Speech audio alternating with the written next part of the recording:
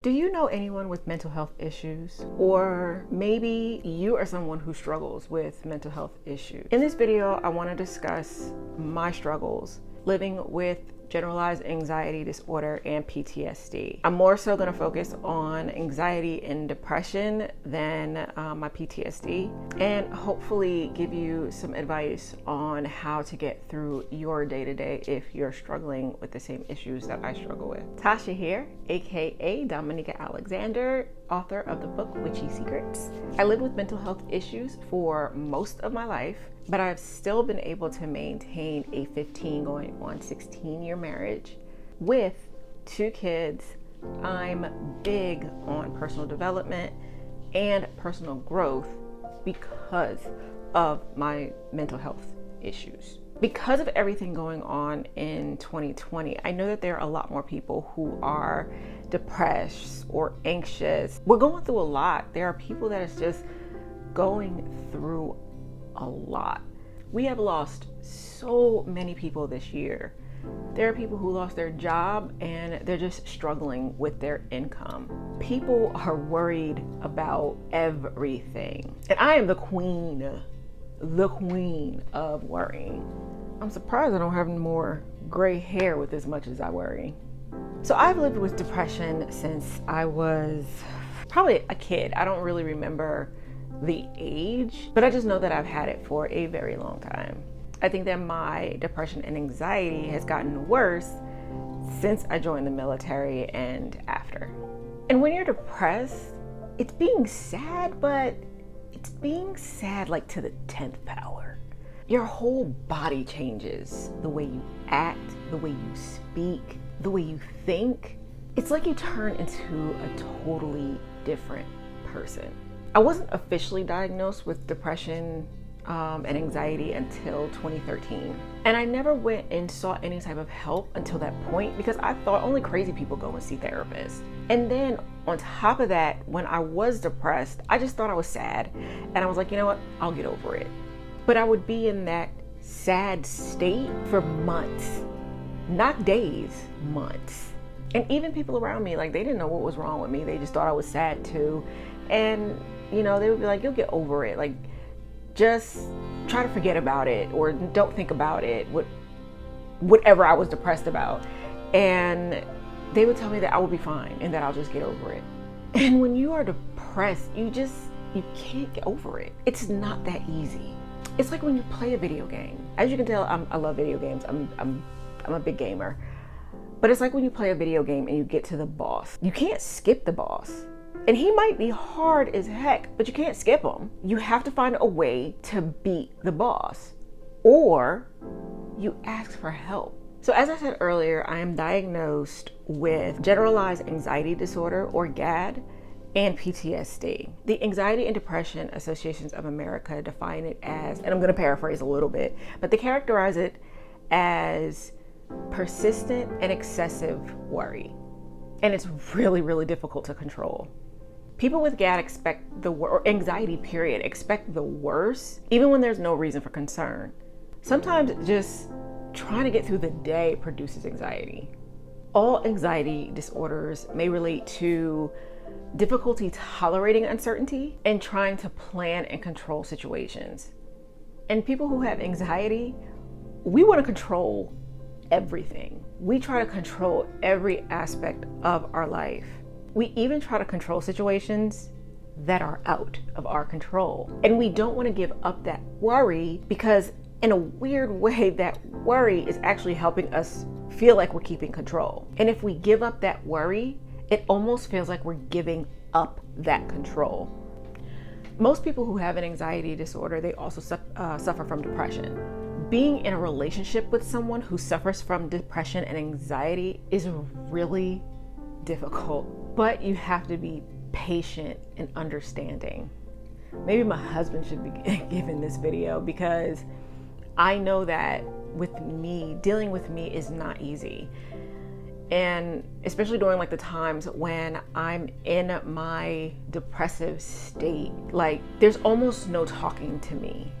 A conversation with me is like talking to a brick wall. And it's like I can see it, I could feel myself doing it, but it's almost like an out of body experience. Like I can't stop myself from being that way. And if I didn't have someone who was patient and someone who was understanding of what I was going through, and sometimes even just leaving me alone, I don't know if our marriage would have lasted. I don't know if we would have gotten over, 3 years, let alone, being together for 15. I also love the fact that he didn't push me or try to force me to seek help either. He made sure that it was my decision. Because if someone is going through depression and you know that they need help, you can force them with a loving hand, but you also have to understand the person that you're dealing with. Because even us as adults, we're like kids. If you tell us to do something and we don't want to do it, we're not going to do it. So sometimes it's really hard to tell someone they need help and you want them to go seek help and then think that they're gonna go get it. Even if they tell you, yeah, I'll do it. I'll call the doctor. They may not do it. They have to be the ones to want to seek help. They have to be the ones to want to get it. But one thing you can do is be there for them. Support them. Don't be a crutch to them, because unless they actually are a minor, they're not a child. So don't treat them as one just because they're suffering from depression and anxiety, but be a supportive partner, be a supportive friend. I know there are times when my husband just wanted to give up and just walk away, but I thank God that he didn't. It's already hard being in a relationship. Taking two individuals and putting them together in one place, it does take time to really get to know someone. My husband and I, we knew each other for over 20 years, but because we went to school together. But just because you've known someone in, let's say, school, or maybe you've known someone in college and y'all got together, that still doesn't mean that you really know them. So for me, because I wanted to save my marriage, I knew that I had to seek help. I knew that living life like this wasn't normal. Being sad all the time isn't normal. Even though, yes, COVID is going on, we've lost so many people, we still can't get stuck in being depressed and upset. Now, I'm not saying don't be. I was sad for months after my grandmother died. I still have letters that she wrote to me when I had first joined the military. And sometimes I will read those letters and I would still cry because I miss her. She was basically my second mother. But I don't let the fact that I miss my grandmother stop me from living my life either. And that's all I'm saying. I'm not saying don't be sad. Be sad, but there's a difference between being sad and being depressed. You can still be sad and go do stuff. But normally when a person is depressed, they don't want to do anything. Not even the things that bring them joy. Now, just because I saw a therapist, just because I ended up getting on medication, that's not the end all be all, because I still suffer. I still have good days and I have bad days. So someone with anxiety and depression, it's different every single day.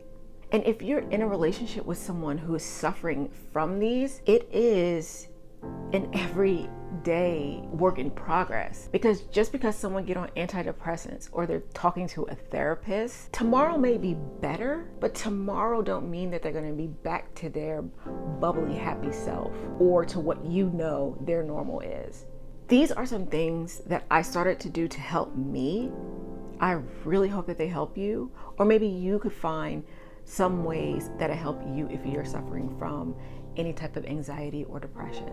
These are in no particular order. One thing that I did is I stopped doing things that stressed me out. So for one thing, my job, I was really unhappy and stressed at my job. So what I do, I saved up enough money to be able to quit my job. I saved money to where I was comfortable enough to say, okay, I can leave. With this cushion, I can leave. I'm not going to tell you my number because your number is going to be totally different.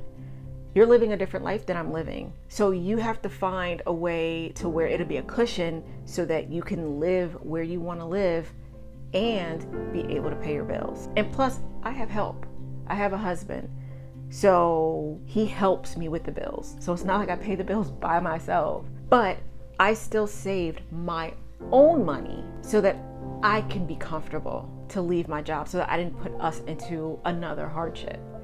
2, you have to learn what your triggers are. You have to learn what is it that puts you in that depressive state, or what is that give you anxiety. 3 is you have to let go of people who is adding to your anxiety, adding to your stress. I think I'm gonna do a video, I know I'm gonna record a video called letting go of toxic people in your life. I don't know which video I'm gonna put up, this one or that one, but either way, I'll put it in the card and I'll link it below in the description. Just, talking about ways to just let go of toxic people, or at least how to deal with them. Because it's one thing to be depressed and alone, but I think it's worse when you're depressed and you're with people who make you feel like you're alone. 3, exercise. I am not one to exercise. I know I was in the military, but even then I hated exercising. And now that I really don't have to, I would rather choose not to.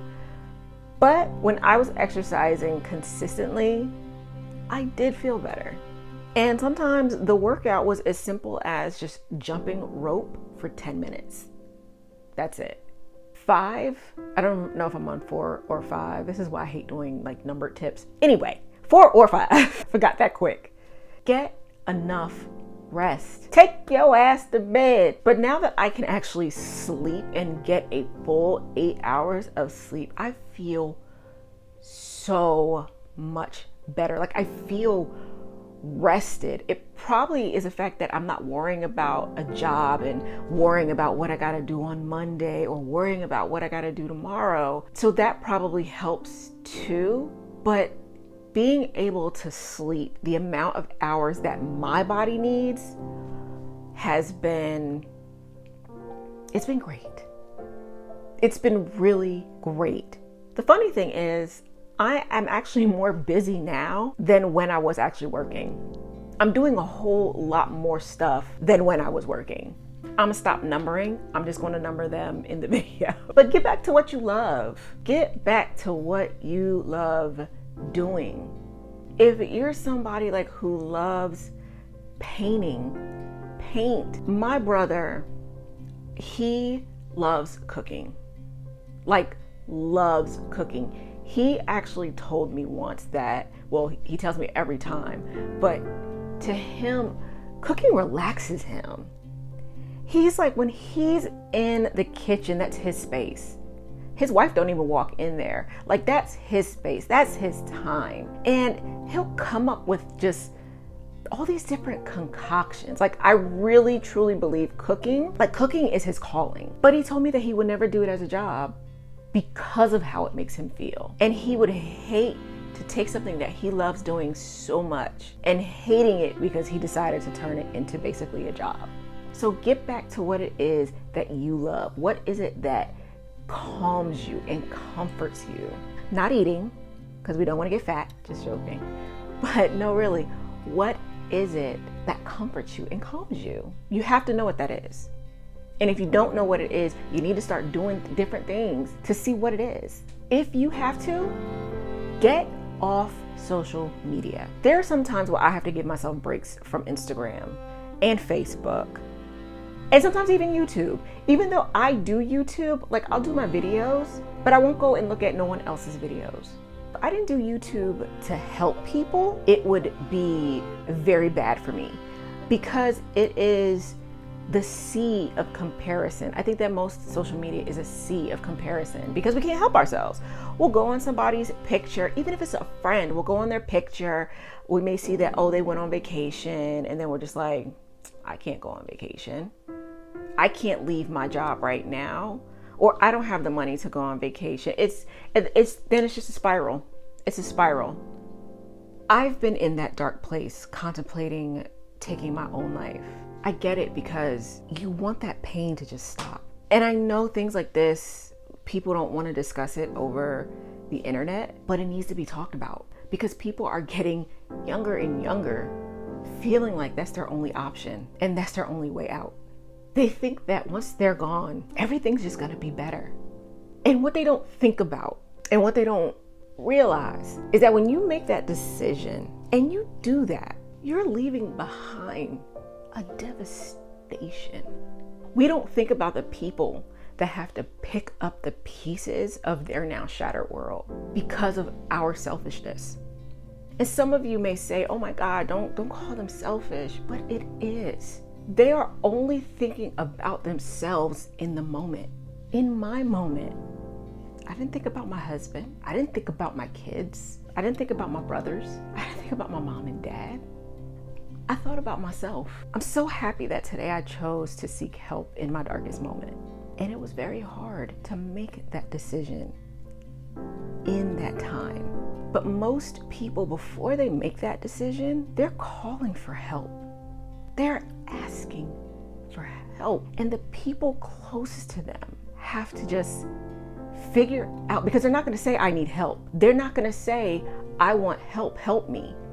You have to figure out what they're saying, that underlining thing that's like, you need help. For those of you that may think that you need medication, I don't want you to think less of you because you're on antidepressants. And don't let anyone tell you that you are less than because you decided to seek medication. Sometimes, and I was on antidepressants, sometimes they do help.